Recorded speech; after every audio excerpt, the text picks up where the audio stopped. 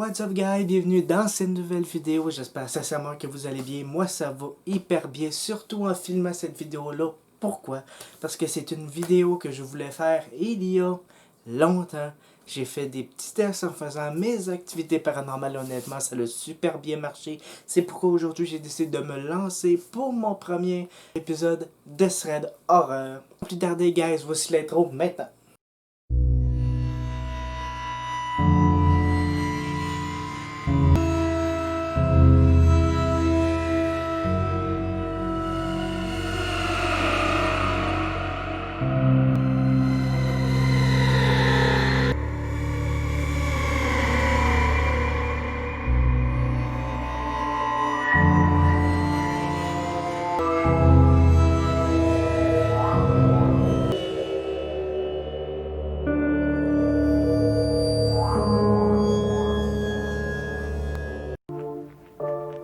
Le premier thread d'horreur est un petit peu plus court que le deuxième. Vous allez le voir, je garde le deuxième pour la fin. Histoire qui m'a été envoyée sur Instagram, je te remercie. Vraiment, je vais commencer par ton histoire. Cette histoire s'est passée il y a quelques années. C'était deux amis, deux garçons, qui voulaient aller en ville, se promener. Si je m'abuse pas, c'était un petit peu plus tard dans l'année, alors il faisait sombre quand même vite. Eux autres, ils voulaient aller en ville. Alors, un des deux, que nous allons appeler Steven, demande à sa mère s'il peut aller avec son ami, aller marcher en ville, aller se rencontrer en ville, comme d'autres jeunes font d'ailleurs. Elle hésite un peu, parce que son ami habite proche d'un bois. Puis comme elle savait que il faisait noir de bonne heure, elle aimait pas trop ça, surtout que dans ça là il était un petit peu plus jeune, ça fait quelques années de ça. Alors, elle dit... J'aime pas trop ça, mais ok, regarde, tu peux y aller, mais à deux conditions. Il faut que tu ailles de retour, parce que la noirceur, dans ce temps-là, pognait à 6 heures. À ce temps-ci de l'année, elle pognait environ vers 6 heures. Si tu rentres avant la noirceur, elle dit, ok, tu peux y aller. Puis elle dit, deuxième chose, son ami habitait près d'un bois. Et ce bois-là avait, malheureusement bien sûr, la réputation de théâtre de beaucoup de viols, en fait. Il y avait des rumeurs aussi qui disaient que celui qui était l'auteur de ces viols-là résidait dans ce bois-là. Elle a dit de pas aller dans le bois, de pas passer où le bois. Même si que le bois était le chemin le moins long pour se rendre chez son ami, tout ça. Il devait passer par le plus grand parce que sa mère voulait pas qu'il passe près du bois. Honnêtement, je la comprends. Bon, il fait le grand tour, il s'en va chez son ami, tout ça de même. Ils reviennent, ils passent le temps en ville, le temps file. Puis première chose qu'ils se rendent compte, il était déjà quasiment 6 heures. Puis il savait qu'il n'y aurait jamais le temps. Le grand tour, il était beaucoup trop long. Alors, il s'est dit, écoute, regarde, dis déjà que je vais me faire après pour avoir arrivé en retard. Regarde, il dit, regarde, on va se dépêcher, on va passer par le bois, ça va être moins long, tu sais. Au pire, déjà, on va me faire chialer après. Moi, me faire chialer après pour ces deux affaires-là, puis c'est tout. Bon. Alors, Steven et son ami partent de la maison. Il commence à passer par le bois, il marche, puis là la noirceur commence à tomber. Puis il fait de plus en plus noir, puis il fait de plus en plus noir. Puis il était pas vraiment stressé, il était là, puis il marchait. De bon pas, quand même. Puis il était là, puis il marchait. Puis de temps en temps, il entendait craquer alentour. Mais tu sais, c'est dans un bois. Sur le coup, c'est pas trop pire. Bon.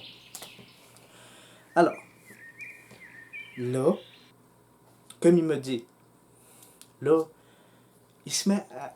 Steven entend derrière lui un gros crack, une branche qui craque très fortement derrière lui. Fait que ni un ni deux, Steven et son ami se revirent de bord. Puis ça a comme été instinct dans leur tête. J'ai vu une grande silhouette qui était là, direct en arrière de eux, proche de eux.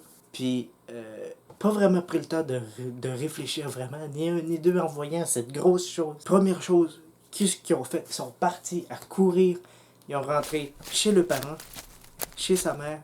Il l'a dit à sa mère, puis ils n'ont pu jamais repasser dans ce bois-là. Ils ont eu la chienne, et honnêtement, j'aurais eu la chienne aussi. J'espère sincèrement que ça va jamais m'arriver. Un jour, je pense que ça va en fait enlever le goût peut-être de passer près d'un bois, honnêtement, mais Quand j'ai lu cette histoire-là qu'il m'a envoyé, j'étais là puis j'avais la chair de poule. Honnêtement, c'est quelque chose que j'aimerais vraiment pas vivre. J'aurais eu plus la chienne, je crois, que eux autres là, parce que je suis un gars qui est vraiment peureux. Alors je les trouve vraiment courageux d'avoir réagi de cette façon-là. Je sais même pas comment j'aurais réagi. Voici ce qui met fin à cette première histoire d'horreur. J'espère sincèrement que vous l'avez aimé. Mais c'est pas fini, nous allons maintenant passer au deuxième thread d'horreur qui est un peu plus long. Le deuxième thread d'horreur commence ainsi. C'est l'histoire de deux garçons. Nous allons les appeler Adrien et Jacob. Adrien est un jeune garçon dans la jeune vingtaine quand même, mais qui habite encore chez ses parents. Pour prendre de ses propres ailes, ses parents décident de le mettre à la porte pour qu'il puisse prendre un peu de maturité. Sortir du nid, comme on dit. Adrien est pas trop sûr, il n'a jamais vraiment dormi seul, vraiment. Ça, il était toujours chez eux, il y avait ses parents qui étaient proches. Il n'a jamais vraiment dormi tout seul à quelque part. Et il n'est pas vraiment sûr d'être prêt pour tout de suite à le faire tout de suite. Mon ami Jacob, lui, est arrivé la même affaire. Ses parents ont décidé de faire la même affaire. Alors, en se parlant tous les deux, ils ont décidé de vivre communément. Ils ont décidé de splitter, comme on dit, le loyer en deux. C'est ainsi que ça commence. Alors, ils se sont trouvés un bel appartement. Ils avaient un coffre. Un coffre où ce qui mettait tous les trucs de valeur. Le portefeuille, tout ce qui ont de valeur puis qui ont de besoin, le mettre là. Adrien est un jeune qui étudie la médecine. Alors, comme tout le monde sait, il travaille beaucoup. Après son école, et quand il arrive chez lui, Jacob a ramené une amie à la maison. Une amie, une femme, une fille. Alors, Adrien, il est crevé, tout ça. Alors, il arrive chez lui et il lui dit bonjour, lui serre la main, tout ça. Mais il est fatigué, il s'en va dans sa chambre un peu. Il s'en va dans sa chambre, il sert tous ses trucs d'école. Puis il revient, puis il est fatigué un peu. Fait qu'il il réfléchit pas. Comme il dit habituellement, il aurait réfléchi à dire ok, il y a quelqu'un, bon, je veux pas qu'il voie le code, je mettrai pas mon portefeuille tout de suite dedans. Il a pas trop réfléchi. Mais il arrive, il commence à faire le code. Mais là, il s'aperçoit que la fille de son copain, Jacob, est là, puis du coin de l'œil, a l'air de regarder c'est quoi le code du coffre-fort. Alors, quand il a vu ça, ni un ni deux, ce qu'il a fait, c'est. Il a fait à semblant de faire des faux codes pour qu'elle puisse pas savoir c'est quoi. T'sais. Mais ça n'a pas vraiment sonné plus une. Il a trouvé ça bizarre, oui, mais ça n'a pas sonné une cloche de plus.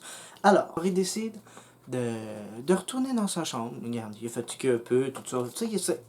Il avait sa journée dans le corps. Alors, il s'en va dans sa chambre, il commence à jouer aux jeux vidéo. Tout va bien. Puis Jacob et la femme lui demandent si ils peuvent commander de la pizza. Parce qu'elle commence à avoir faim. Alors, elle demande, ben regarde, elle dit, on se commande une pizza. Il dit, oui, oui. Tu sais, comme nous le dit Adrien, c'est son repas préféré. Alors, il dira jamais non à ça. Je le comprends totalement là-dessus.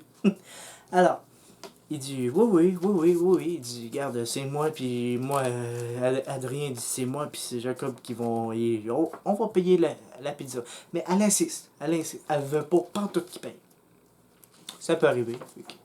Ça va bien. Bon. La femme prend son téléphone, ça va dans la chambre de Jacob. Adrien, lui, il était dans sa chambre.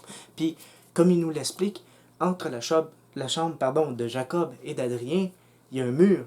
Tout le monde sait qu'il y a un mur, mais je veux dire, le mur, il est très, très, très mince. Alors, il entend beaucoup de ce qui se passe dans la chambre de Jacob. Alors, il réussit à percevoir quelques mots, genre, ça va bien, tout ça. Puis, aussi des mots de genre, voix libre, nuit. Tu sais, des petites affaires de même. Il les trouve bizarres, ces mots-là, mais il est fatigué, comme il nous l'explique, fait qu'il n'a pas vraiment réfléchi trop de même. Fait que, 45 minutes plus tard, la pizza, elle arrive, il mange, tout ça. Lui, il retourne à son jeu vidéo après. Après peut-être, je sais pas, peut-être une heure, peut-être. La fille, elle arrive. Puis, elle lui demande, j'aurais besoin de fumer. Fait qu'elle lui demande, voir s'ils veulent prendre de la drogue avec elle. Honnêtement, prenez pas de drogue, ça, je vous le déconseille. Clairement, de prendre de la drogue, c'est pas bien, c'est pas correct. Surtout si vous n'êtes pas âgés de... Je vous le déconseille direct. Mais eux autres, elle leur pose la question s'ils veulent prendre la drogue avec elle, puis ils disent ok. Bon. Fait qu'ils ressortent. Ils étaient peut-être dans les environs de minuit, justement. Alors, c'est là qu'il va se passer quelque chose d'assez spécial qu'Adrien va remarquer. Ils sortent, puis ils commencent à fumer, tout ça. Puis comme on le sait que la drogue fait faire peut-être des hallucinations ou des trucs comme ça, alors à un moment donné, ils se revirent de bord, ou la porte de l'appartement, puis ils croient avoir vu la porte se refermer. Mais en même temps, ils se disent, bon, regarde, je viens de fumer, tout ça, c'est peut-être ça, bon, pas plus que ça. Ça reste comme ça. Alors, ils remontent, puis la fille était supposée rester accouchée là-bas, dans la chambre de Jacob. Alors, avec Jacob. Alors, il rentre, tout ça. La fille, elle commence à dire ah, je fais pas bien, je sais pas ce que j'ai. Ah, je resterai pas couché ici, je vais coucher chez nous. Fait que Jacob, il part avec son char. Puis, ils s'en vont. Adrien, il reste là, puis il commence à rejouer aux jeux vidéo. À un moment donné, ça fait peut-être 10 minutes, 15 minutes qu'il joue aux jeux vidéo. Il se met à attendre des bruits bizarres dans sa chambre. Ça promenait de sa chambre. Ça, il sait, ça promenait de sa chambre. Mais il savait pas c'est où. Il y avait de la misère. Il entendait des craques. Des craques. Il entendait des choses bizarres. Puis il se demandait ça venait de où. Fait que là, il se lève. Il commence à checker dans ses trucs. Des fois, on sait jamais. Il check un peu partout. Il essaie de comprendre. Mais il comprend rien. À un moment donné, il reçoit un téléphone. Fait qu'il check c'est qui. C'était Jacob. Il répond. Il dit, hey, il dit, c'est bizarre. Il dit, depuis que t'es parti, il dit, j'entends des bruits bizarres.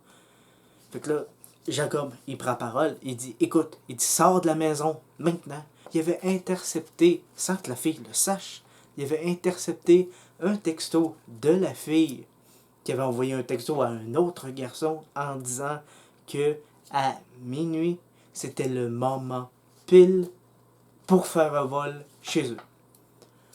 Alors, en entendant cette phrase-là, il commence à courir. Puis comme il commence à courir, venant de son armoire dans sa chambre, les portes éclatent. Un homme qui sort de là, quand il a éclaté les portes de l'armoire est tombée sur lui. Fait que Adrien il part à courir, tout ça, il sort dehors, il appelle la police. La police, elle arrive peut-être 5-10 minutes après. Ils rentrent dans la maison, ils ressortent. Il y a un grand gars baraqué là, qui est là. Puis menotté, puis il sort de la maison, tout ça. Une semaine après, ils l'ont téléphoné en fait, pour lui dire que c'était un plan de lui et de la fille pour réussir à faire un vol. Ils avaient l'intention de voler ce qu'il y avait de valeur dans le coffre. Tout ça était tout un subterfuge, même la fille était dedans pour ça. Honnêtement, c'est quelque chose que j'aimerais pas qu'il m'arrive, honnêtement. C'est quelque chose vraiment, tu sais, que tu t'arrives chez eux, puis il y a quelqu'un qui est là, puis t'es comme, ben voyons donc. Voir que c'était tout prévu depuis le début. Honnêtement, j'avoue qu'il y avait peut-être des petits signes, mais en même temps, je le comprends. Tu sais, il a étudié toute la journée, tout ça de même, il est fatigué, tout ça. Des fois, tu réfléchis pas beaucoup, puis t'as de la misère à réfléchir. Vraiment freak, honnêtement. Alors voici ce qui met fin à ces deux threads d'horreur. J'espère sincèrement que vous les avez aimés. Moi j'ai vraiment aimé ça. Écrivez-le dans les commentaires si vous voulez une partie 2. Moi j'ai vraiment kiffé faire cette vidéo-là. Je vous demanderai si vous avez aimé de mettre un like à cette vidéo-là, activer la cloche de notification pour recevoir les prochaines vidéos que je sortirai sur ma chaîne. Et abonnez-vous aussi si ce n'est pas déjà fait. Sur ce, on se retrouve la semaine prochaine pour une nouvelle vidéo. Et sur ce, je vous dis bye bye guys!